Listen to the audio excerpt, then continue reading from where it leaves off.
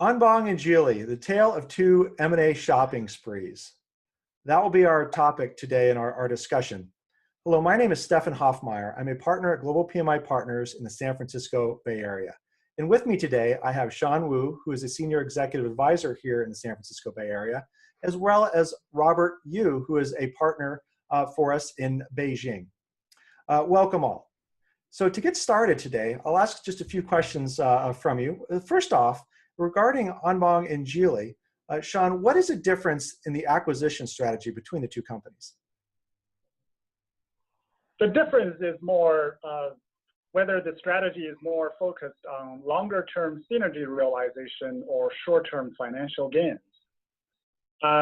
In case of Anbang, its recent outbound investment strategy was largely driven by asset value speculation and short-term financial gains.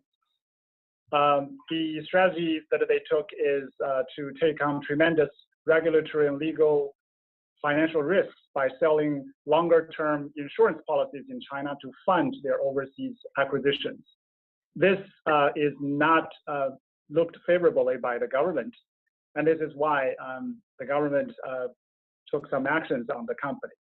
On the other hand, for Geely, we can see from their acquisition history, starting with the acquisition of Volvo, they have a very well thought out, methodical acquisition strategy focusing on achieving synergies in several areas: cost reduction, brand recognition, market access, technology sharing.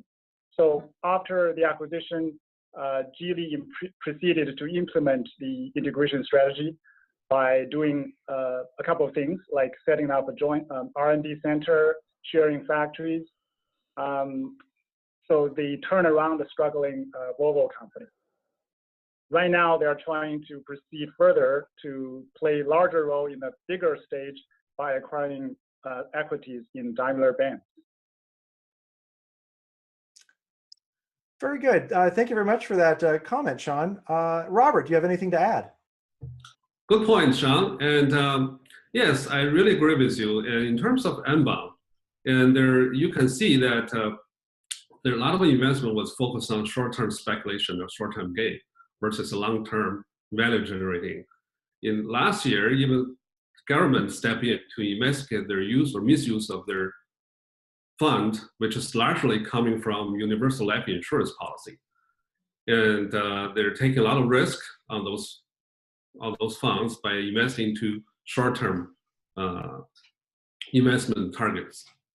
And in terms of Geely, and you can see that they're from a not well-known brand to a well-known international automotive player just the last few years after their acquisition of Volvo.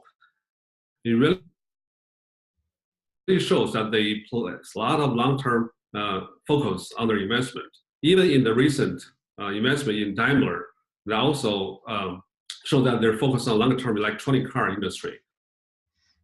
All right, very good. Thank you very much, Robert, for that good summary as well. And what I've noticed too is, with the longer view that Geely has taken, they've really established a strong team at Volvo. They've given them funding for the long term. They've enabled them to think strategically and plan strategically over multiple years versus a short-term turnaround in profit. And so from that aspect of it, it seems to have worked out very well for them. For our next question, what I'd like to talk about is really what the greatest challenge is for Chinese companies acquiring abroad. Robert, can you add a little bit to that? Yes, there are quite a few challenges when a Chinese company acquiring a foreign company, especially if it's a strategic investment. Obviously, fully understanding of the local business legal environment are definitely important, in addition to managing relationship with labor unions and other stakeholders. However, the difference in understanding about business practice, the people management, and then culture are proven to be the top challenges for cross-border M&A projects, whether it's a deal, a negotiation stage, or post-merger integration stage. This is especially true for Chinese companies due to the traditional top-down management style and their deep-rooted cultural heritage. So managing those two well are proven critical. Well, thank you very much, Robert, for those comments. And for the last question I have for Sean, what is the current state of Chinese outbound investment? The value of foreign mergers and acquisitions by Chinese companies reached a high in 2016. In 2017, actually, both the volumes and dollar values are down compared with 2016 capital outflows in 2017. But in 2017, the government also rolled out a series of guidelines on overseas acquisitions by Chinese companies. Maybe Robert, you have more details to share on these guidelines. Yes, so I can definitely talk about the inside. The details of the guidelines are actually published on the everywhere. You can look it up, but the inside of that is the government really want to cut down on irrational investment overseas. And this is actually evidenced by the statistics released by Commerce Department for 2017.